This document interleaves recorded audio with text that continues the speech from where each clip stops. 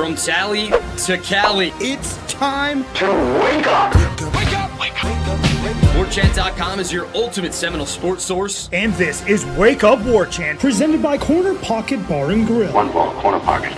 Now here's Warchant.com's Aslan Hajavandi and Corey Clark. We made it, Corey. We made it. We made it. Football season is here. We saw it. We saw it with our own eyes just mere hours ago. Welcome on into this live edition of Wake Up Warchant, also acting as your Friday podcast. Thanks so much for being here. We appreciate the heck out of all of y'all. We are Wake Up Warchant. We're presented by the Corner Pocket Bar and Grill here in Tallahassee, Florida. cptallybar.com, the website, 2475 Appalachia Parkway, your physical address. Daily lunch specials, weekdays, 11 a.m. to 3 p.m. for only $8.99. Delicious options, side dishes, plethora of options there as well. Go check them out. Hopefully you did well at bingo if you're watching us live, because that's how they get down on Thursdays at the Corner Pocket Bar and Grill. By the way, I had the prime rib. Well, actually, Stephanie had it, but I had a taste of the prime rib sandwich on Wednesday, buddy. I think we got a new favorite. Stephanie said, I can't remember how she phrased it, but something about her mouth never feeling so good, which is a weird thing to say, but she did say it. That's like almost a direct quote. But the prime rib's good. It's got the au jus. And I know you love au jus, and then it's also got like a horseradish sauce you can get on the side, or I guess on it, but we got it on the side. That was really good too. So prime rib sandwich is moving up the leaderboard. Is it served on like a flaky baguette? No, just a regular bun, like a regular roll. It's like a hoagie roll type of thing. Yeah. All right. I'll go check it out. Join us, Corner Pocket Bar and Grill. Hit the thumbs up. We certainly would appreciate it. Subscribe to our YouTube channel. That's free of charge.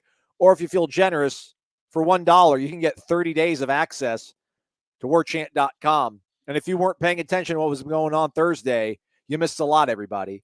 Practice footage, practice observations, practice video wrap-up, live show practice analysis, photos, interviews from players and coaches, written summaries of those interviews from the coach, and all the stuff that we did the day before with alignment, realignment, conference tumult going on. So come on over. It's only $1 for a month, or the better bet is to sign up for an entire year for 25% off. I can't say it on authority, Corey, but I think this is like the last good deal probably of the year. So yeah, take advantage, folks. Look, I'm not. It's funny that I wish I could remember his name. I think his name was Charlie. He saw me at the gym. He came over and was very polite about the show, said he loved it and loved what we did at Warchant, and then asked, like, are there not other Florida State sites, are there other colleges that have a website quite like Warchant? And I'm like, man, I honestly don't think so. I think when you think about Jeff Cameron's been doing it for 25 years. Gene's been doing it for 25 years. Ira's been doing it for 20. I've been doing it for 15. You're in the institutional knowledge and the experience that we have, and some of us have good personalities, and all the content we give you. I don't know that there is another website that produces this much content for its audience. And that's a pat on the back for us. Aslan does great work getting all these videos up so quickly, all the press conferences, and then stuff like this. But that being said, that was a long preamble too.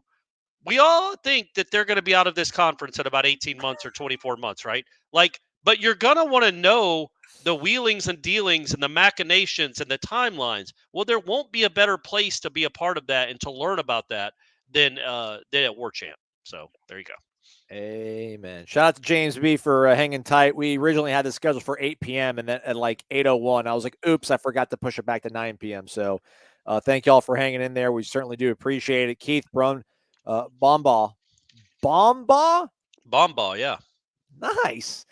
Says, Corey, I totally agree about sleeping with a fan. Don't let them mock you. Go Noles.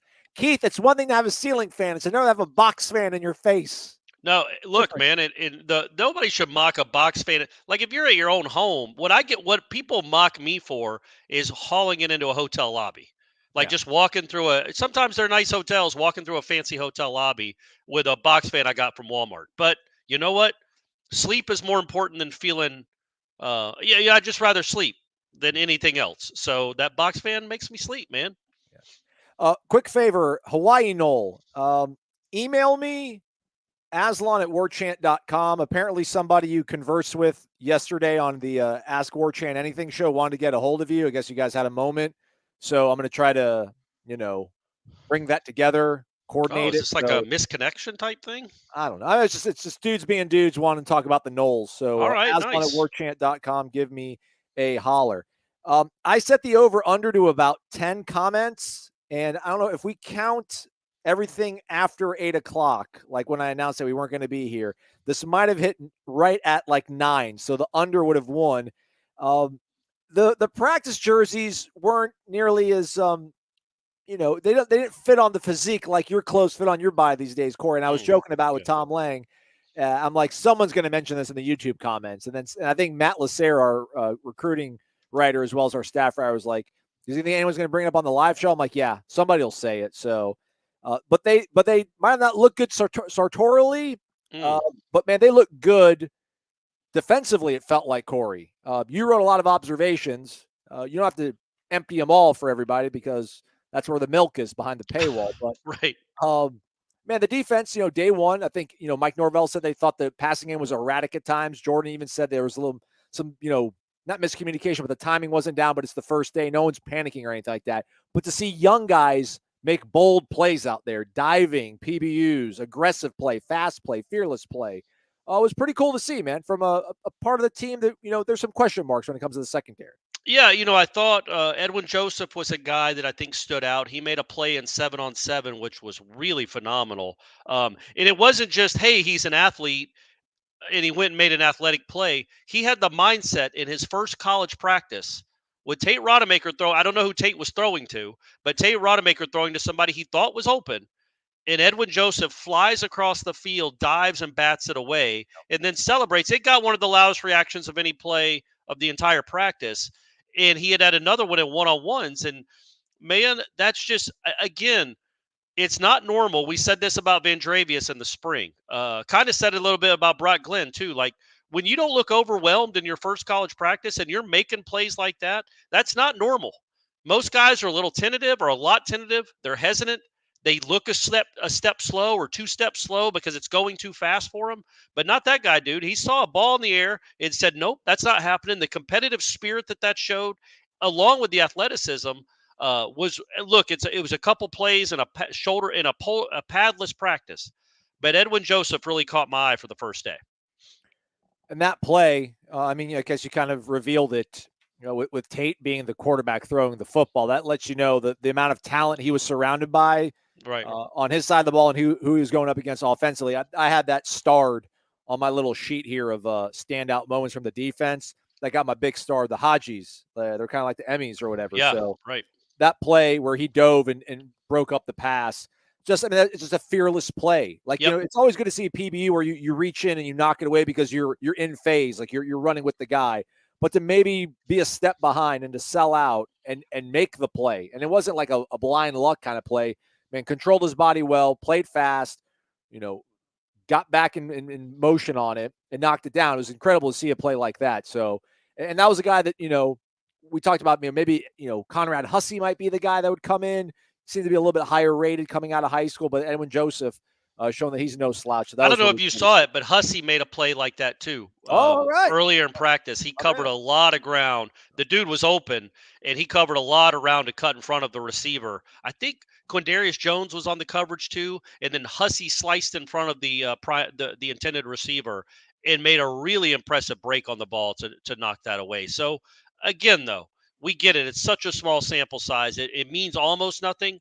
But it's almost nothing. It's not nothing. Those guys making those plays in their very first practices and having the confidence to do it, I think might say something about who they are as players and what they expect of themselves. Defensively, I know they're supposed to be ahead at this point in camp, but it seemed like the defense, again, in a non-padded, not even thud practice, it seemed like the defense kind of won the day, if you will. I think the first 2 periods or the first 2 11-on-11 scenarios they ran with Jordan and Tate, they went 3 and out the offense. So that was kind of a little bit of a microcosm how the day seemed to play out. Offense made plays. We'll go over that, but it seemed like defensively as a whole, pressure, coverage, it was all kind of lining up there for the defense, right, Corey? Yeah, and I want to kind of give a blueprint of how the practice works. When Aslan says they went 3 and out, well, they always go 3 and out because they only get 3 plays, then they rotate in another whole 11. You know what I mean? But they went 3 plays without getting a first down. But what happens really in all these practices, what you can't ever account for is the running game. They're not in pads. Nobody's being tackled. Jordan Travis isn't going to keep it and scramble 40 yards. There's none of that threat of the running game. So it's hard to kind of really judge what the offense is doing and not. I feel like the defense kind of knows they're going to throw more than they don't, because it's hard to block without pads, without shoulder pads.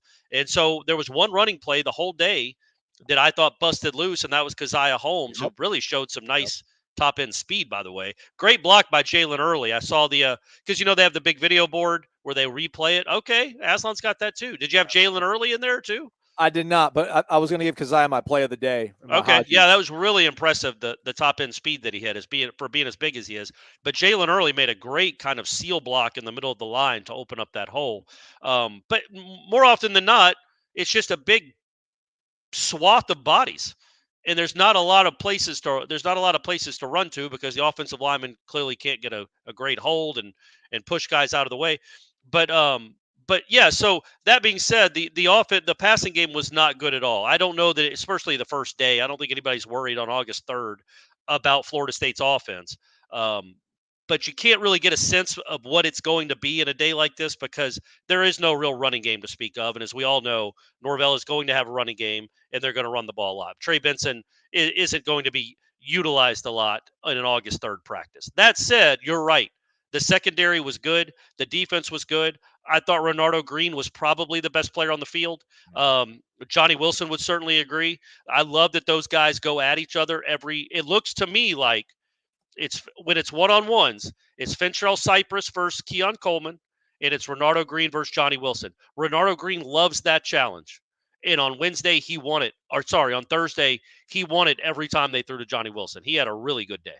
Yeah. Johnny had a drop, but he also had a contested PBU that, Renardo got the best of. I thought he went to the ground. I'm like, oh, he caught it. But then the ball came loose because Renardo did not quit and punched it loose there at the last second. Offensively, Hakeem, who we don't talk about a lot. We didn't talk about a lot in spring because Vandrevius outshone him. He caught a deep ball in one-on-ones that was quite nice. He also had a very nice back shoulder catch in 7-on-7s. Yeah. I want to give him some love. Winston Wright in 7-on-7s had a deep beater over Ashlyn Barker. He caught one and hauled one in, so I want to give him some love. Josh Burrell had a back shoulder catch in his part of the field during 7-on-7s. I got a star by Keziah Holmes. I was going to give him the play of the day just because no one else could run the ball in 11-on-11. Jaheim absolutely cooked some guy walk-on in one-on-ones, but it was just a sight to behold. And then your guy, I'm not a licensed financial advisor, but you might want to stock up on Brock Glenn stock. Don't overextend yourself, but diversify the portfolio. He had the nicest throw of the day, deep out, 15, maybe 20 yards to Jackson West, I think, where it just dropped absolutely perfectly between. Yeah. And then West turned it up. I mean, that would have been a touchdown in a real game. The way the ball was thrown, there was no help over the top. He makes a nice catch on a really, as Aslan said, beautifully thrown ball. And then I think stopped before he went out of bounds and cut it upfield. So that was going to be a 67-yard touchdown. I wrote about that in the Warchant observations. I also wanted to say, what did I want to say? I wanted to say, and then we got it. So Winston Wright, first, let's talk about him. It's the first time we've seen him doing stuff like this. And he certainly looks okay. And I don't mean okay as in like he looks average. I mean okay like it looks like he's good to go. He was a part of everything. He showed some explosiveness on the 30-yard catch. What I really liked, though, Aslan, he showed explosiveness, I thought, on the kick return. When he's just catch it and going, you see where this top-end speed is in the quicks and in the fast twitch, as I like to say it. But after that 30-yard catch, he had another catch where he was actually tackled as he caught it. It was a 7-yard catch in the middle of the field. He's getting hit as he's catching it, and he falls to the ground. I talked about this with Tom Lang on the live practice report afterwards.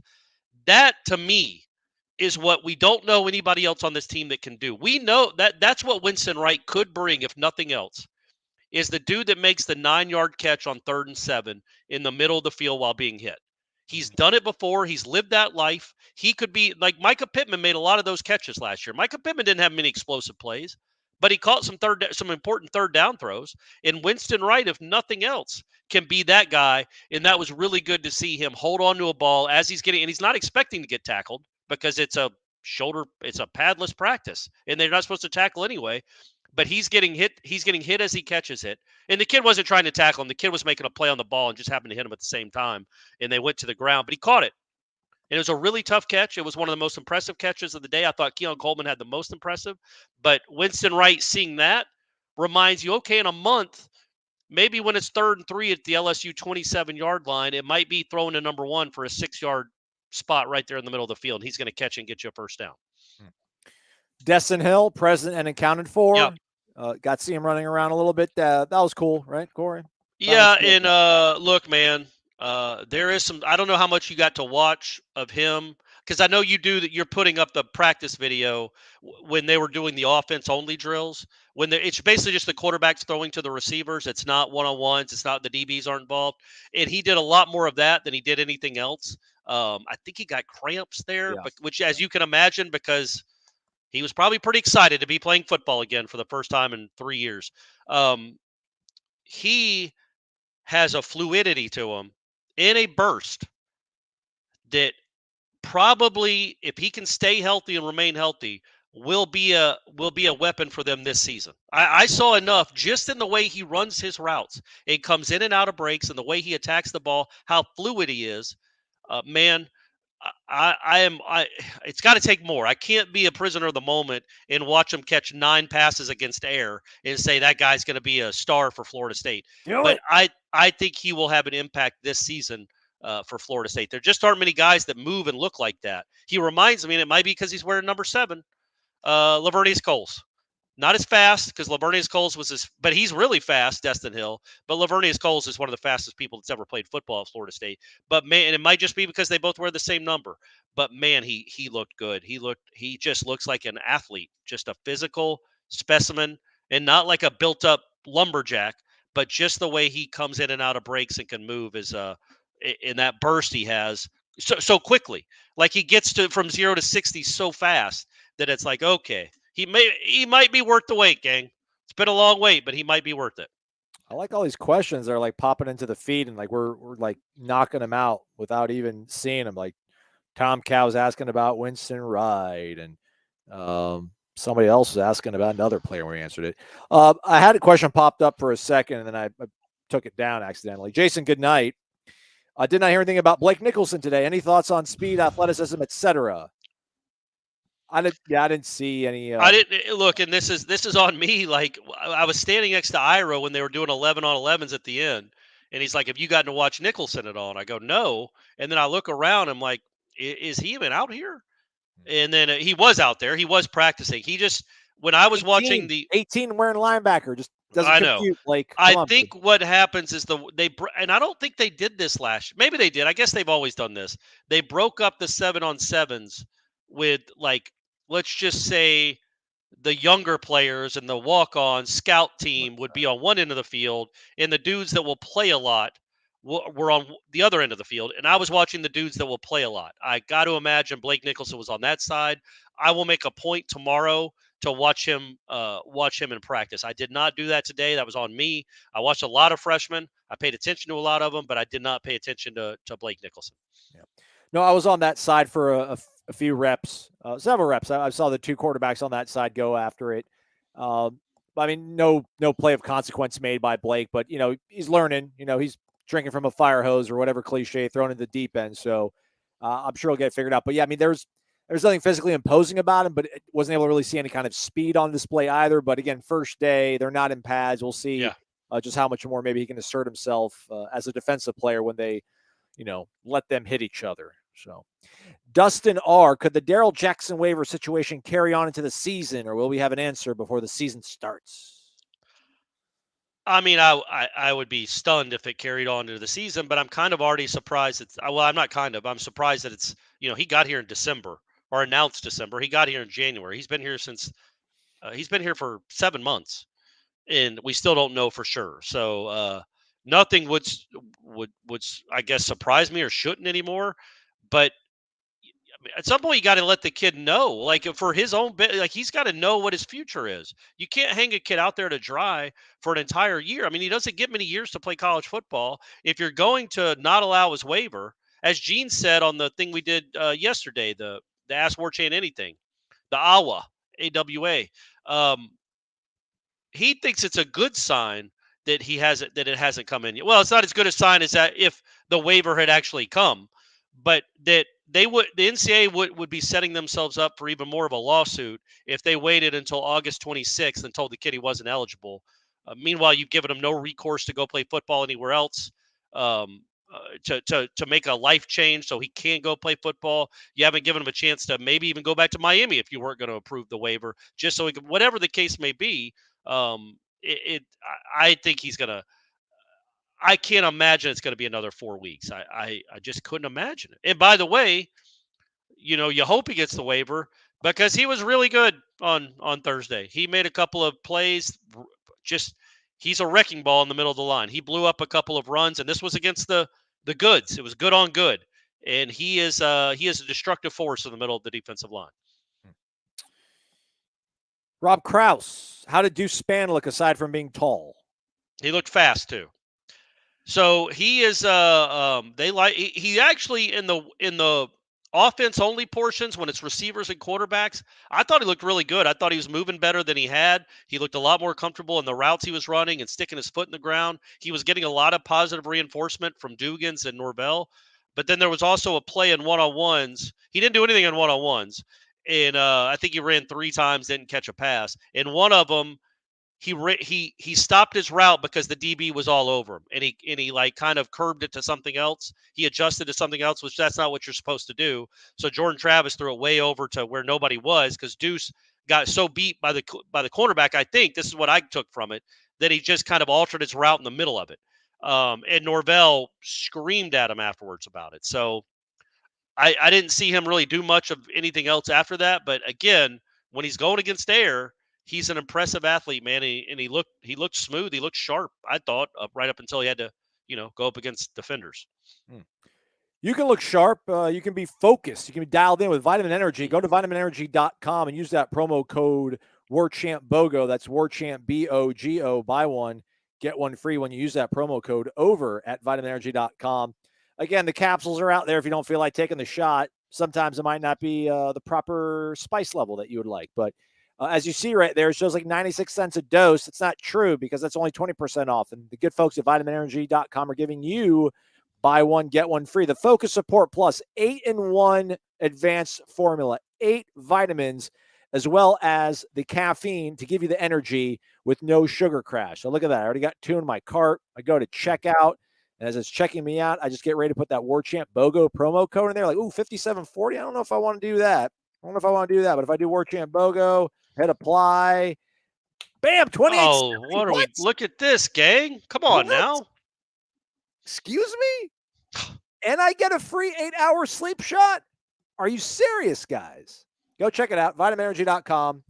Use that promo code WarChantBOGO, BOGO. Vitamin Energy, shake it and take it. Moving along here, Corey. Let's see here. This is a good question, I guess. Marcus W., would you guys want to adjust your top 40 after seeing one practice? Would you want Destyn Hill? Destyn Hill in your top 40, Corey? Would you find a spot? Probably, yeah. He'd be the one. He'd be the one that I would. No, I don't think I'd make any other adjustments other than. And it's crazy. He didn't catch a pass against a defender, that I saw anyway. But just the way, yeah, he's returning kicks, and you can tell they probably really like him back there. Yeah, and he returned a punt, or he was back there for a punt. By the way, if we're going to gripe about anything, my man Toafili dropped a couple of punts on Thursday. First time getting a real shot at it. And it wasn't just that he muffed a couple of punts out of like the 6 I saw. He didn't look comfortable with any of them.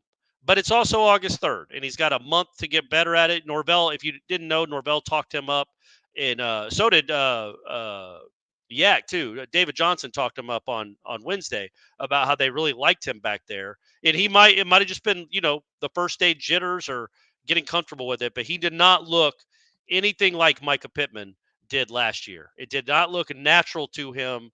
Again, though, it's August 3rd, and I think we can all appreciate that Lawrence Toafili is a very, very good athlete and will probably improve at that. It's his first time really doing it where he's supposed to be the guy. But at any rate, so Keon Coleman came over, looked good in the one he caught, and then they brought in Destyn Hill, and he caught one too in front of a bunch of dudes coming rearing, running full speed at him. Dustin, shout out to Dustin, by the way. Apparently he's re-upped his subscription, so we appreciate that, man. Thank you very much. Tell your friends, Dustin. Yeah. Thank you, buddy. Who has more of an impact, Vandravius or Destyn? I'm going to stick with Vandravius still. I saw a whole spring versus one day.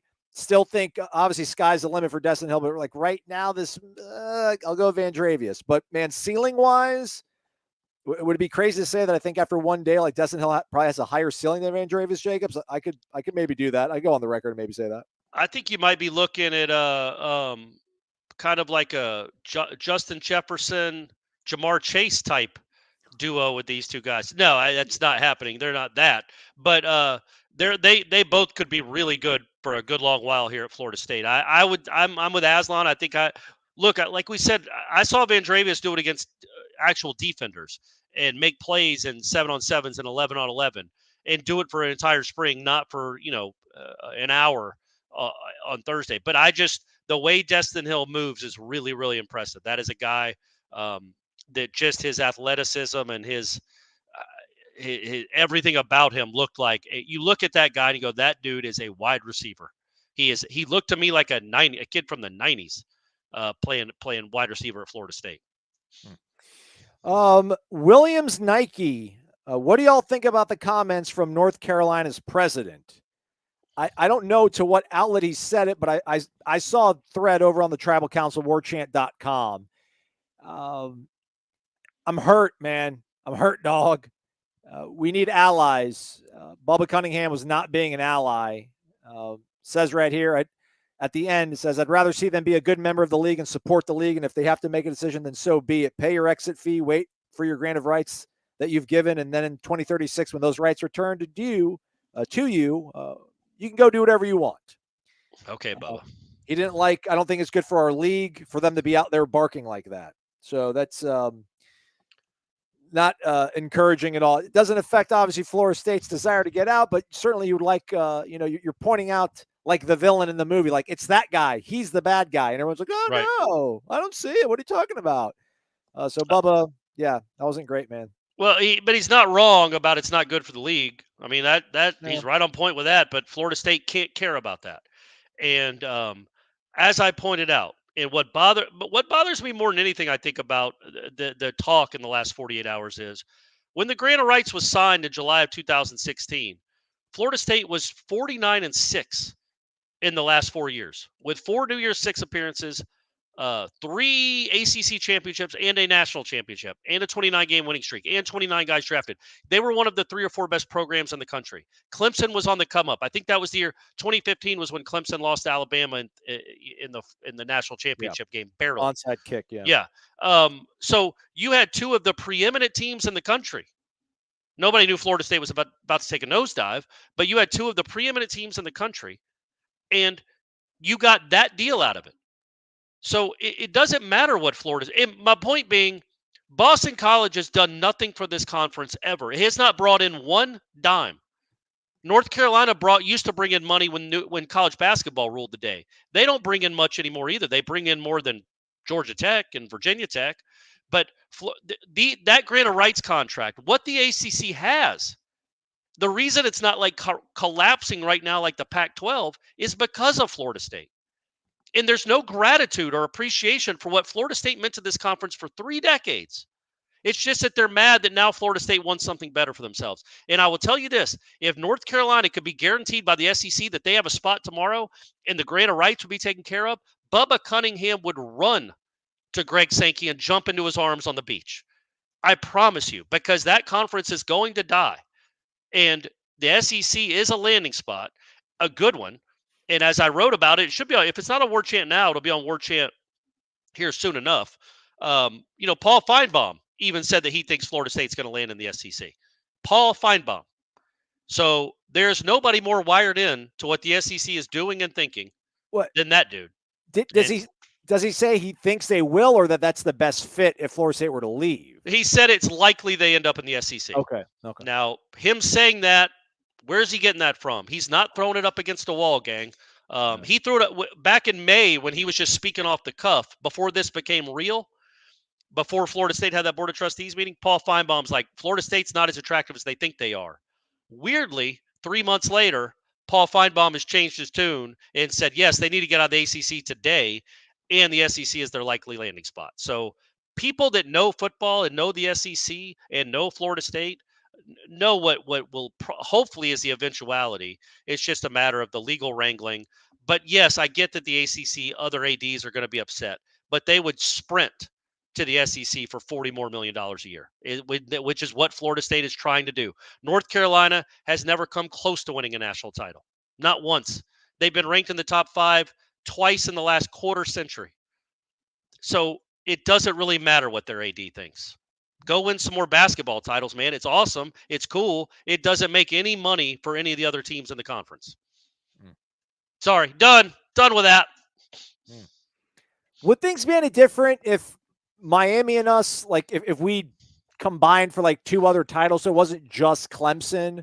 Like I don't even think that would matter. For what though? That's what I'm saying. Like it's a straw man of like Florida State fans are complaining and they haven't brought anything to the table in recent memory. It's like Florida State could have won 3 national titles in a row. I don't think that would have made ESPN rip up a contract. Right. That's what why would they? It's like the Braves ripping up Acuna's contract where they get him for $10 million a year because he's about to win the MVP. It's like, well, golly, I guess we're going to pay him $35 million right now. Why would ESPN do this? Florida State couldn't have been a better product than it was when it signed that the grant of rights in 2016. They did everything they could for the ACC. So, I mean, I guess they could have won 4 national titles in a row instead of the 1. But you think about where the ACC was in 2016. Florida State was a top 5 program, had just been to a New Year's Six bowl, and it was 49-6 in the last 55 games. Clemson was, I'm going to guess, 25-3 in their last 28 games. And it just played for the national championship. You had 2 of the 5 best programs in the country at your disposal, and that's the deal you got. So I don't know if Florida State winning 2 more titles, what does that do? And Louisville had a Heisman Trophy winner. Yeah, exactly right. Louisville had just come off a Heisman Trophy. So, or no, they were getting that hadn't happened yet. But Lamar Jackson was come. It was July of 16, so he won in 16. But yeah, man, you can't. I mean, I just don't know what else Florida State could have done. Like them saying that if Florida State had been, if it was better now, the ACC would be more attractive. Sure, but would the ESPN then say, guys, we were just 2036. No, let's make it 2026. We owe you. This has been a great run. No, you signed a terrible deal when Florida State was at the apex of the sport. Tomcat says he disagrees. He thinks ESPN and Disney are going broke. The financial situation, the Big Ten is so much better and secure. I think we're conflating them making layoffs with their talent to the amount of money they have for live rights. Like ESPN is now a live rights company. I mean, they're ESPN, no longer, but they're not going broke, man. ESPN's not going to put you to sleep with Sports Center and wake you up and tuck you in with Sports Center and give you clever, cool lines with Chris Berman. Like, that's not what they do anymore. They are a live rights company, man. They own the NBA now. They continue to have, Sunday night baseball. They're making big plays for Monday Night Football now where they have more marquee games on their airwaves. They've obviously enveloped the SEC, and they've lost part of what they had with the Big Ten, so they want to fill that hole. I would say, look, I don't agree with that at all, but that's fine. I don't think they're going broke. I think we'll see when they bid on the NBA and the NFL, they're not going broke. Those are properties that they want. Live sports is what they spend a lot of money on. But come back to me when that SEC deal gets announced, when the new one is negotiated and what we see, and tell me if ESPN is broke. Now, if it happens, if they only go up $10 million a year instead of the rumored $35 or $40 million a year, well, then, yeah, Florida State's in a much better spot. But I don't think that that's going to happen. I think the SEC is going to get $30 to $35 million more per year per school than what they currently get with the new SEC contract. That's why they brought in Texas and Oklahoma. That added That's added content, and those are two big-time programs that bring eyeballs. And so I think they wouldn't have done that unless they're about to take a huge jump in payouts. But yes, the Big Ten is very secure too. Now they're apparently about to add a couple more members with Washington and Oregon. I think that might even be going on tonight or tomorrow. Yeah. How about yes sir, Are those chicken tendies in the avatar? Or chicken nuggets? Or are they hush puppies or cheese biscuits? Looks like cheese biscuits. I'm gonna go cheese biscuits. Yeah. Last answer. $10 in the jar. Thank you. Yeah. Hey, Aslan and Corey. You made predictions on who will be in the starting 5 on the offensive line, but who do you predict is the starting 4 on the defensive line versus LSU? I have Jared Verse, Fabian Lovett, Darrell Jackson, Patrick Payton. That's a good 4. I might throw Fisk in there instead of Jackson. Okay. Not because of the waiver, by the way, just because if Jackson has his waiver, he's going to play a lot. And quite frankly, it doesn't really matter who starts in the middle. They're all going to play Farmer, Lovett, Jackson, and Fisk, or as Michael Langston calls him, Fisky. They're going to play a lot of snaps. They're all going to get kind of starter reps. Don't you think, Aslan? Like I would see if it's those 4 guys, they're going to be rotating in a ton, and Burst and Payton absolutely on the edge. Yeah, I mean, you nailed it. I just, want to know if I need to zag on this. Malcolm Ray? Yeah, right. Daniel Lyons.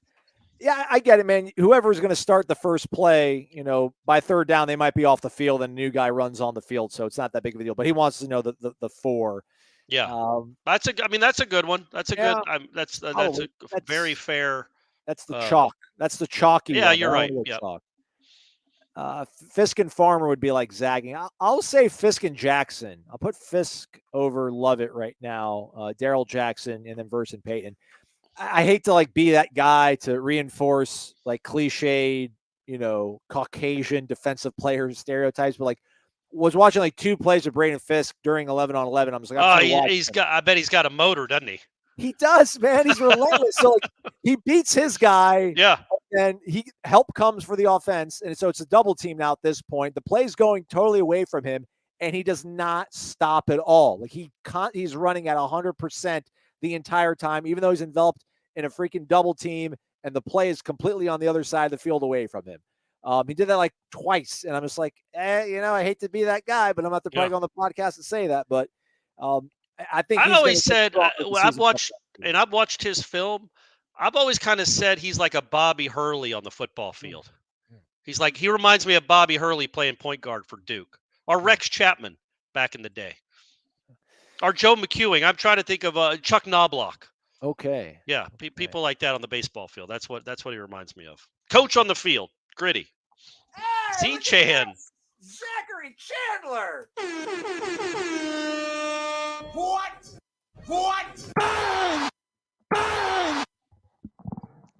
The dentist, y'all. Mm-hmm. I invited Z-Chan to hang out with us in Orlando. He might be able to come hang out with us. Do we know? Is he coming? He's a soft probable. Okay. Soft probable. All right. Soft probable. So he just wanted to say he loves us. Love you. We love you, Z-Chan. Thank you so much, man. That's very kind. And if we do get to see you in Orlando, I want you to look at my teeth. Yeah. I've been going to the dentist now for 2 years. That's something I hadn't been doing. I want you to see if everything looks if the dentist I am going to is doing a good enough job, or if I need to get somebody else. Should we call him Zach, or should we continue to call him Z-Chan? Z-Chan, baby. That's his name. That's his handle. Okay. All right. We shall. Also, shout out to my guy Rick Cotton. People probably at the barbecue stand thought that we might come to blows. Rick was running a little hot that day, but we shook hands. We dapped it up. He said it was nice to meet me. He says the barbecue was great. I told you, Rick. Follow my Twitter account for other barbecue recommendations, but I don't talk about it on the podcast because they don't pay my bills. By the way, I don't know why he thinks I'm a Jets fan, but apparently the Jets lead 16-7 at half in Canton, for those wondering. I heard Hamza Jermaine's names get called within the first 2 plays of the game. So Hamza? Did you say Hamza? Is he with the Jets? Yeah. Oh, I don't think I knew that. All right. Good for you, Hamza. Yeah. So we'll keep Z-Chan up on here. Rick, shout out. Ask a question, get involved. people asking about whether we should go independent. I just don't have a good answer for that. Justin Priest, should the NCAA change conferences to NFL-style divisions? I was thinking about this, Corey.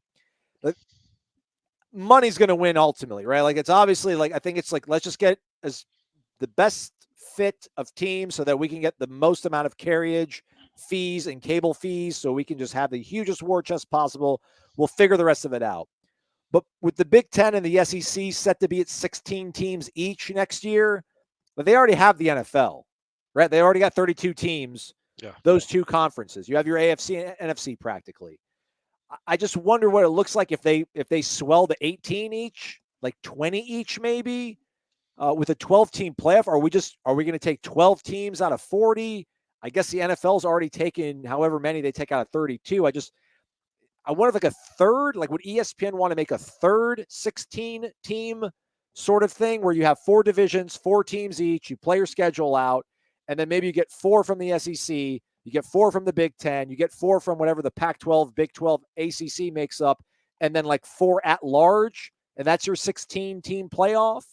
I just wonder, how do you make how do you have a conference champion in a 12-game schedule with 18 teams? That just seems a really tough, hold the thread. Do you think they could end up sometime in our lifetime? Let's say the Big Ten expands to 24 and the SEC expands to 24. Whoever the top 4 teams are that they deem to be in those conferences are in a playoff. Whoever wins it, and make it like the NFC and the AFC. Whoever wins comes out of the Big Ten playoff format, plays whoever comes out of the SEC format, and that's your national championship game. So 48 teams, but 4 from each of these conferences. There's 24 in each of these. Or 6 from each of the conferences, or whatever it is to get to 12. And then they don't, or maybe you do crossovers. I don't know. Because the SEC, even if the SEC loses, they'll be like, we still were the best. We were still the best team, though. Sure. That's what they're always going to be. I can't wait. I hope it does happen here soon that we get to chant SEC. You know what I mean? That we become those guys. I mean, I can't wait. That would be awesome. That would be incredible. But yeah, because that's the thing in the NFL, the Cowboys don't play the Chiefs in the playoffs. You can only play them in the playoffs if you get to the ultimate game. And I wonder if they would try to separate it like that. I don't think they would, but I could envision a scenario where that happens because, then you have you wouldn't have the SEC having both teams in the championship game. I don't know. I like that, though. But I just wonder, is it going to be too mega? But then it's how do you, 4 It's too mega already, man. They're about to go to a 12-team playoff and have these kids play 15 and 16 games a year. It's already here. It's already the NFL. It just is. So I wish, but the problem is, to answer that question about the NCAA doing something like that, the NCAA is not the steward of this. There isn't one. There is nobody running the show in college football, which has created the debacle we currently have now. There's not a commissioner of college football. There's the NCAA, but they're toothless and dumb. So there has not been anybody that's had the best interest of this sport at heart in 30 years. And that's why we're in a situation now where North Carolina's AD is ripping Florida State for wanting to go make a lot more money somewhere else and be in a better conference. Rob Krause, any concern FSU breaks away, but no one else follows? The SEC decides they don't need to double up Florida after all, and the Big Ten just doesn't want to expand any further. FSU effectively escapes jail, but the car is gone. No way, right? There's no way they submit, they're going to break out of this conference, they're going to break out of this contract, they're going to pay all this money out, and they don't have, that other piece of that puzzle in their hand. They don't have that invitation. You don't leave that job until you have the other job. You've signed on for it. You've got all your, inboarding, whatever they call it, stuff going on. I understand what you're saying, but that it just wouldn't happen. There's no way they burn the bridge without having, the passage over it. Yeah, you would think they wouldn't do what they're doing now to go be independent and get, unless they're going to sign their own independent TV deal that pays them what Notre Dame gets or something like that. But then it becomes, who do they play? Because nobody in the ACC is going to schedule them. And then, maybe they can get some SEC games, some Big Ten. I mean, I guess I don't even know how that would work. If they went independent, I don't know who they would play other than Rice, Notre Dame, and the military schools. So that would be the issue. But look, it's not a done deal that that they have a landing spot. We just feel very comfortable. I mean, there isn't a free agent that's better. There just isn't there isn't anybody out there that's possible that is more appealing than Florida State. Like, why wouldn't the SEC want Florida State? Why wouldn't the Big Ten should be clamoring to get to Florida State? They have one team that's won a national championship in 25 years. One. They've won 2 in 25 years. Florida State and Clemson have won 5 in that span. Just those 2. So they immediately make you a championship contender. The Big Ten it gets its head beat in by the SEC. It has been for years. It wants to challenge it. USC can help, but Florida State and Clemson are in the South, and they get these defensive linemen from the South, and they can really compete with the SEC if you give them those kind of resources.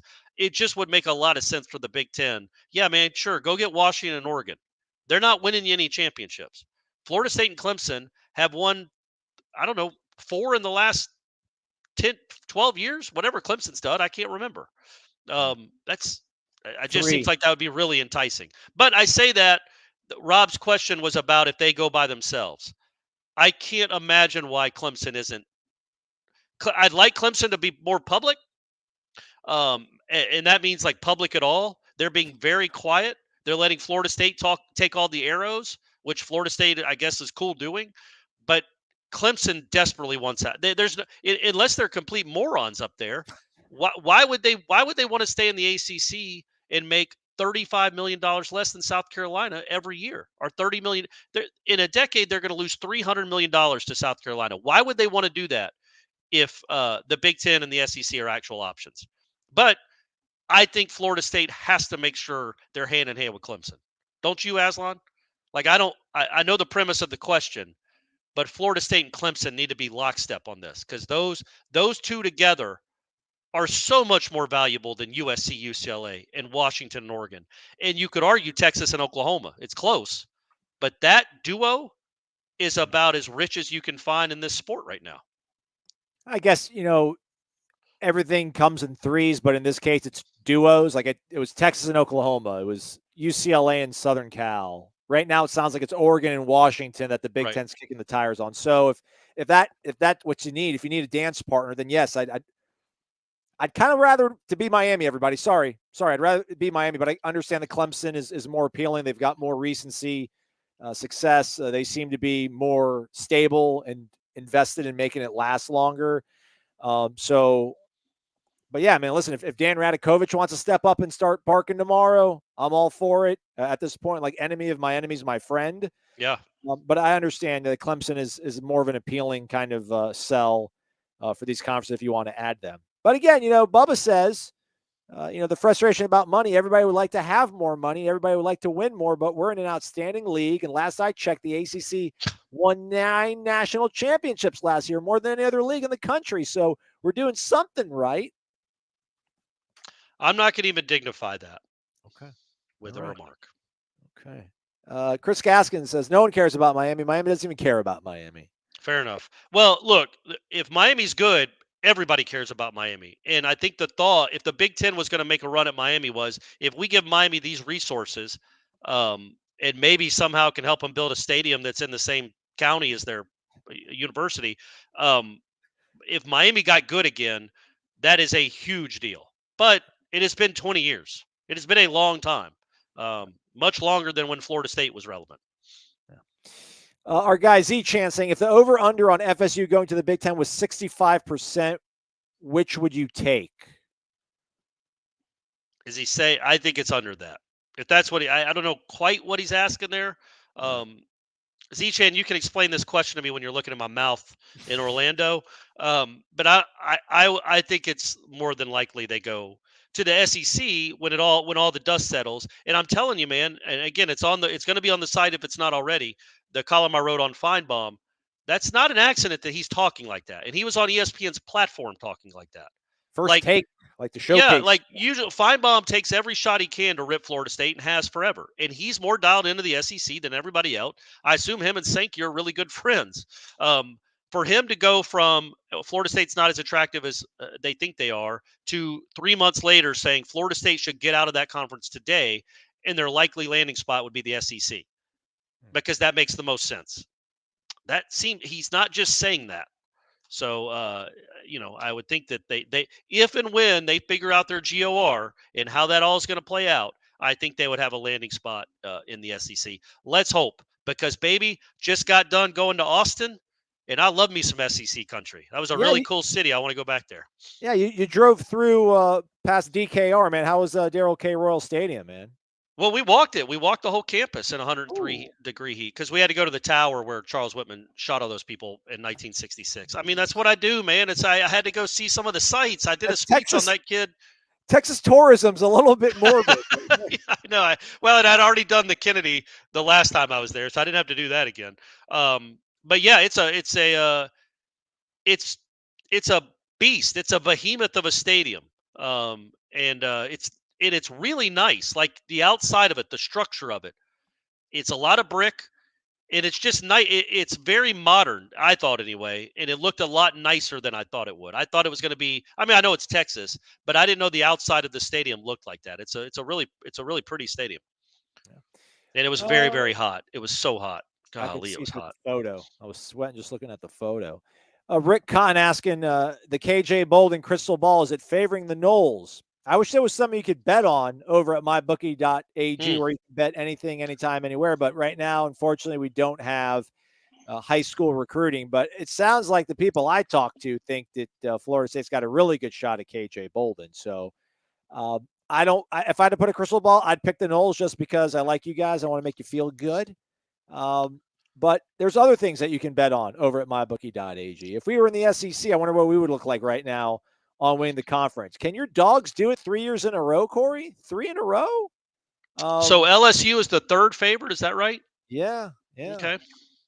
Or would it be 3 in a row? The first year they won the national title. No, Alabama. SEC. Yeah, Alabama won it in 21. They won the SEC title. So that's the problem, I guess, is you have a great season and then you have to go face Alabama in a championship game just to say you won the conference. That'll be a life that Florida State fans would love to live, I think. But it's gonna cause some anguish too. There's gonna be a lot of seasons where you get 3 or 4 losses. The beauty of it is, even if you're really good, the beauty of it is with a 12-team playoff, you can lose 2 or 3 times and still get in and win a national championship. Matt Lasser says, horns down. Maybe he can give you some insight, Rick, into what's going on with KJ Bolden. But again, bet anything, anytime, anywhere. Meanwhile, over at mybookie.ag, use the promo code WARCHANT for an instant cash deposit bonus. Gives you more leverage, make more bets, increase your winnings, your earnings, we hope. Bet responsibly, everybody. mybookie.ag. Bet anything, anytime, anywhere. Well, wait, hold that. Keep that. Can you go back to that real quick? Absolutely. So when people are talking about why would the SEC need Florida State, and this was another point I made in my column, I came up with one of my all-time great lines, I think, Aslan, but I'm not going to repeat it here. I want you to go read it for yourselves. Look at those last 6 teams. Yeah. And then throw in Ole Miss too. Okay. Have any of those teams done jack squat since you've been alive? Like national relevance wise? Well, I mean, Mississippi State's the answer to a trivia question. Who's the team to be number 1 in the first ever college football playoff poll? Yep. Folks listening to the podcast, South Carolina, other than some 10-win seasons with Steve Spurrier, not really. Mississippi State won New Year's Six Bowl. I don't think they haven't won I think they might have said they shared the conference in '99, but I don't think that's the case. Arkansas 1 year with Ryan Mallett and Bobby Petrino. Kentucky, no. Missouri, they had that 1 year with Gary Pinkel, like 2007. Missouri and Kansas were good. Remember that, everybody? Yep. And then Vanderbilt. Yeah, Vanderbilt beats the Gators every now and then, but otherwise, yeah, them, and then pair them with my Rebels at Ole Miss. No big trophies like in Tallahassee and Clemson, South Carolina. It's not a lot of blue bloods there, right? And Auburn's just always up and down. It's the Himalayas with that program. They're either great or awful.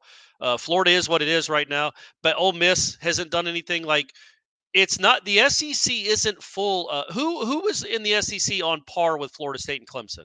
And I'm talking about historically. You would Georgia, say LSU, Alabama, LSU. Yeah, and Florida. I think you throw Florida in there. Yeah. It's 4. It's not and then obviously Texas and Oklahoma are coming. Right. So, but it's not like the whole conference is full of Florida States. They're just not. Florida State and Clemson would be a huge addition to that conference. You could go ahead and kick Vanderbilt and Missouri straight out. Just kick them out. Like they don't get to sign the contract and replace them with Florida State and Clemson. Who will not be replaced is James B on this pillar. Let's go, James B. It's late, but he doesn't care.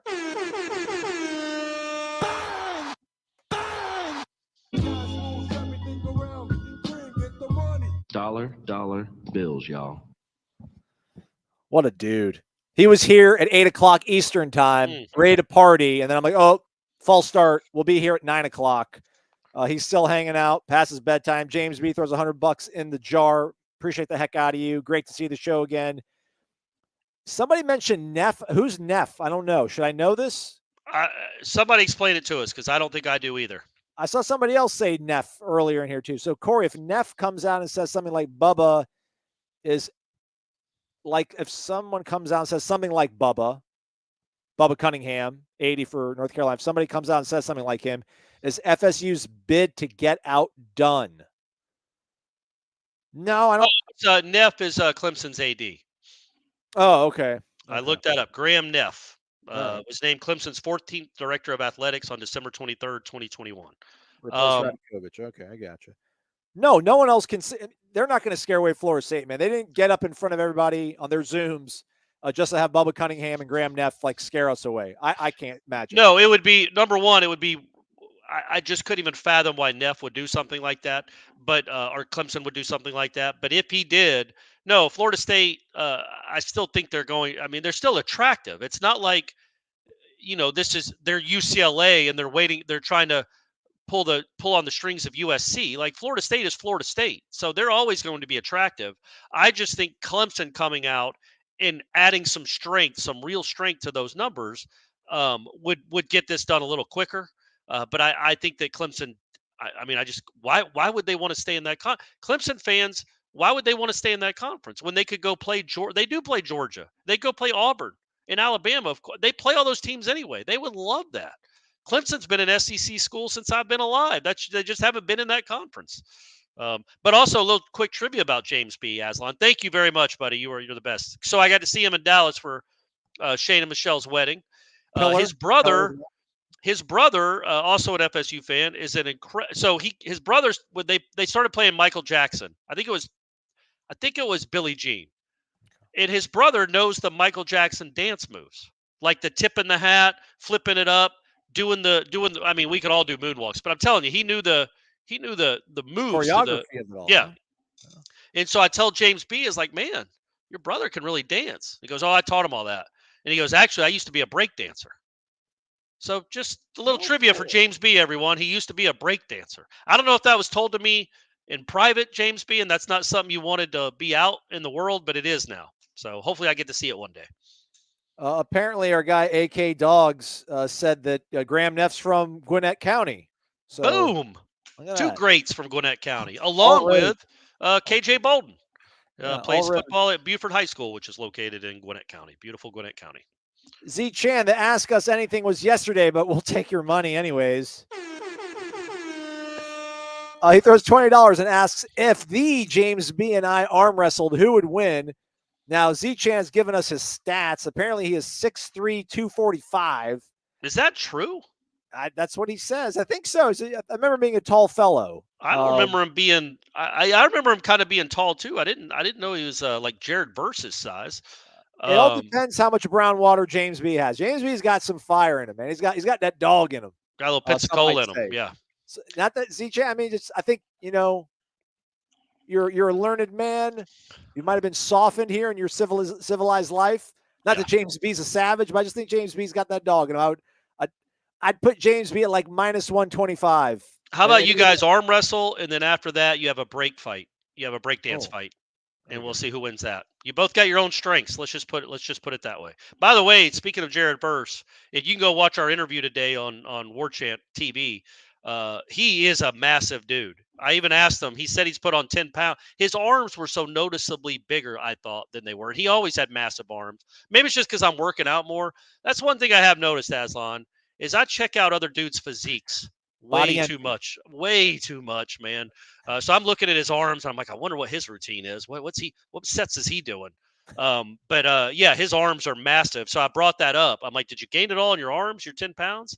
And then he lifted up his pants over his knees, like, no, I got it in my thighs too. I got some stuff in my thighs too. So that you can go check out that interview on Warchant TV.